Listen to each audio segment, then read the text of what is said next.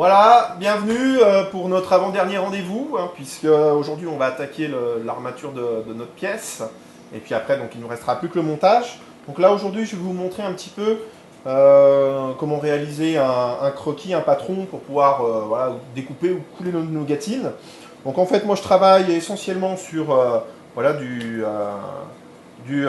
plastique. Tout le monde les connaît maintenant, ces fameuses lanières. Et puis donc je fais mon croquis dessus. Petite astuce aussi pour avoir des formes, des galbes bien ronds, bien harmonieux. Moi je travaille avec une petite règle de dessinateur. Vous voyez, vous pouvez la tordre dans tous les sens. Donc ça se trouve dans tous les magasins de dessin. Et puis après, je donne ma forme. Ce qui permet voilà, d'avoir toujours une ligne, une belle ligne. Et puis je donne la forme que je veux. Et ensuite, voilà, je trace avec mon marqueur voilà, les différentes lignes qu'on veut. L'avantage de cette petite règle, c'est qu'on a toujours un joli galbe. Voilà, qu'à main levée. Vous voyez, là, je suis mon galbe que j'ai fait. J'ai plus qu'à suivre comme ça. Donc voilà, ça, c'est assez simple et c'est assez utile.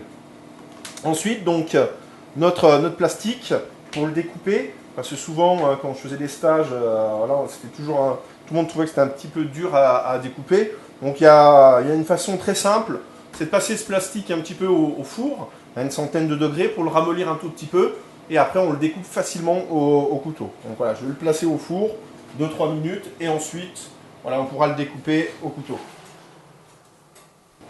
Voilà, on va regarder le plastique où il en est. Voilà, il a bien ramolli.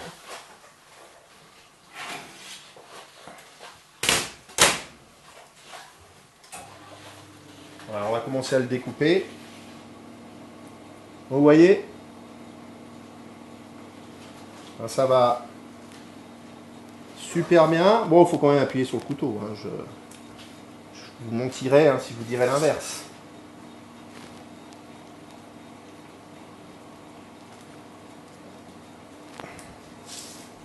Donc ouais, vous voyez, s'il refroidit trop vite, vous pouvez le repasser au four. Ouais, mais ce qui permet de l'assouplir et pouvoir couper tranquillement. Et aussi, le fait que ce soit moins dur, quand on découpe le galbe, c'est beaucoup plus facile.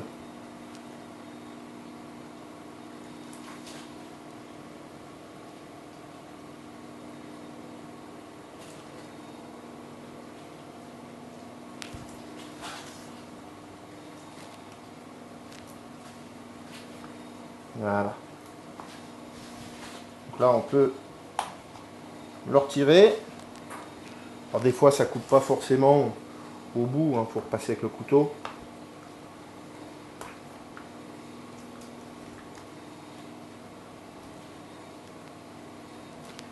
Et l'avantage de couper dans ce plastique, c'est qu'après la forme, on l'a pour toujours. C'est pas comme un patron en carton qui, à chaque fois qu'on l'utilise, est déformé. Voilà, on a un plastique qu'on a pour longtemps.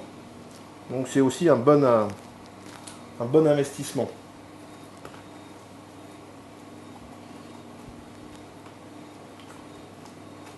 Et avoir un bon couteau qui coupe.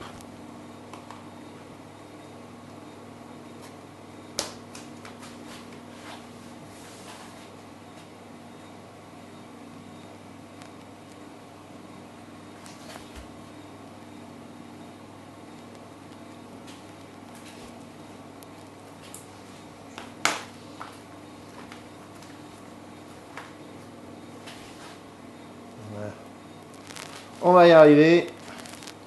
Voilà, j'ai peut-être pas assez appuyé la première fois.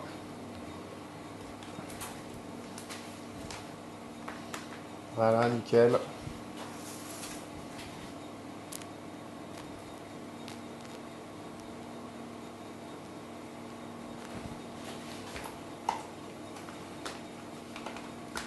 Et voilà. Donc on a notre découpe de réaliser.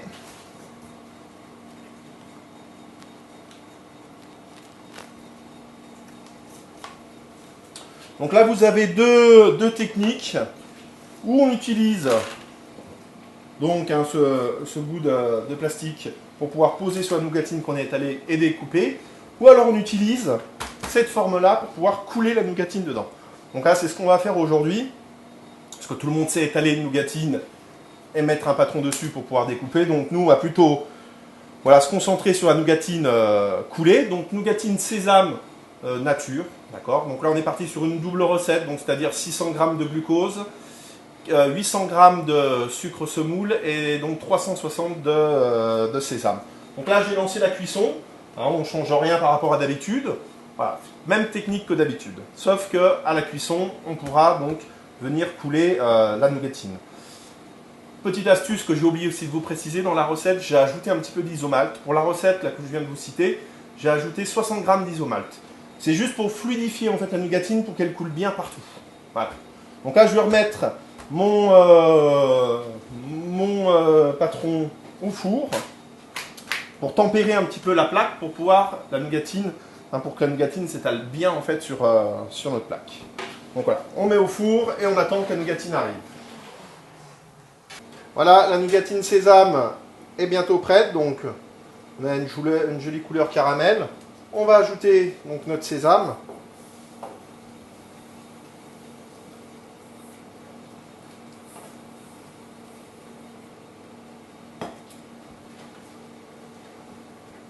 Bien mélanger, le recuire un tout petit peu pour bien fluidifier la nougatine. Et puis donc on va sortir notre plaque qui est au four, donc avec notre chablon en plastique. Donc ça c'est important de bien le passer au four pour que les plaques soient bien chaudes, pour que la nougatine ait bien le temps de s'étaler, qu'elle ne soit pas trop épaisse.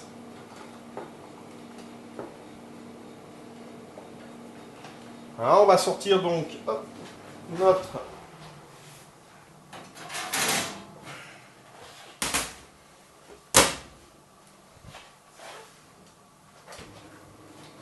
plaque et puis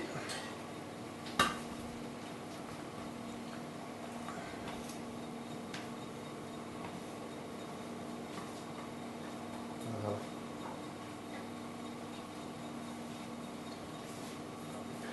Et on va pouvoir donc couler notre nougatine. Attends un petit peu qu'elle redescende en température. Vous voyez là, elle est en train de mousser un tout petit peu. Bon, ça c'est vrai que ça fait pas un coulage très joli. On va attendre un tout petit peu qu'elle redescende en température.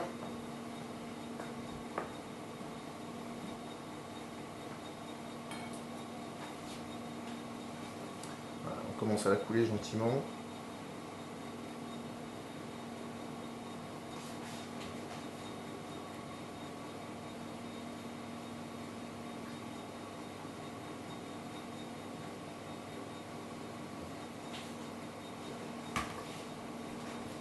Et ensuite,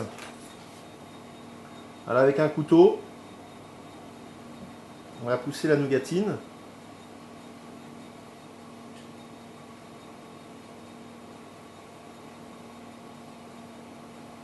On va repasser un tout petit peu au four aussi hein, pour la fluidifier, pour qu'elle aille bien partout hein,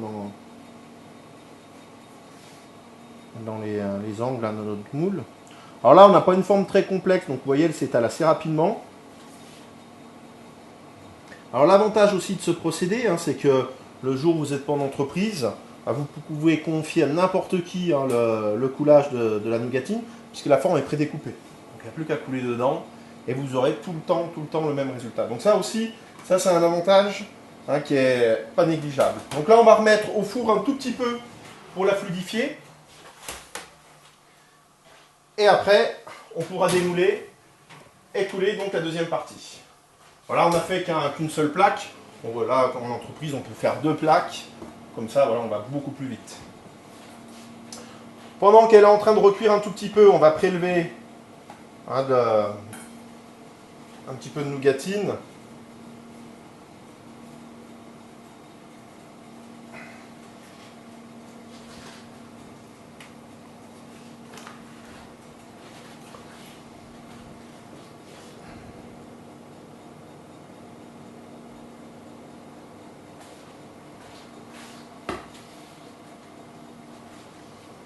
Qu'on va laisser refroidir et qu'on utilisera pour faire les décors de notre pièce. Voilà, on va pas passer très longtemps, on regarde de temps en temps, dès qu'on voit qu'elle s'est bien fluidifiée, qu'elle a bien coulé, on peut la sortir du four. Voilà, on va regarder au four ce que ça donne. Bon, ça a l'air pas mal. Hop.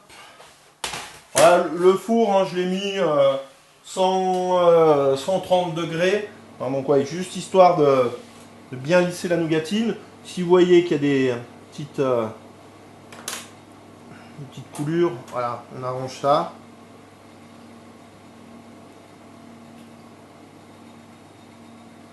Voilà.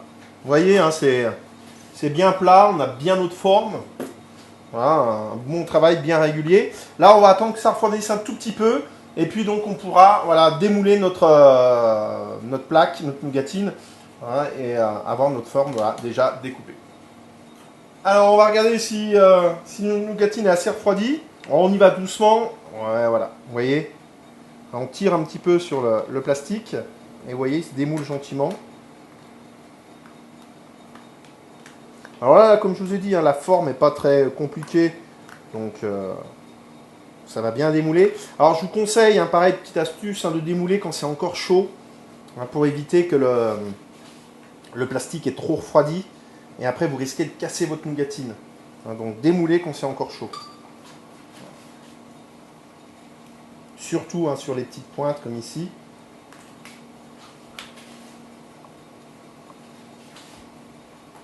Voilà.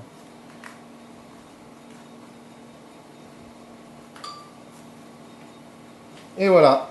Donc là, on a voilà, notre base. Vous voyez, hein, c'est pas tellement épais.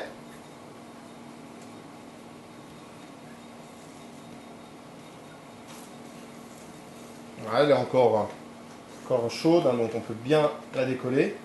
Voilà. Et on la retourne, si vous voulez. On regarde. Voilà. Vous voyez, voilà, on a notre forme. Super. Voilà. Sans découpage, sans rien, donc en nougatine coulée. Voilà, une petite astuce hein, voilà, pour avoir quelque chose de régulier. Le plus long dans l'histoire, ça va être découper le plastique. Et voilà, une fois qu'on a le plastique, bah, vous voyez, hein, il ne bouge plus. Donc là, vous l'avez à vie. Voilà, petit truc bien pratique hein, pour faciliter le travail de la nougatine.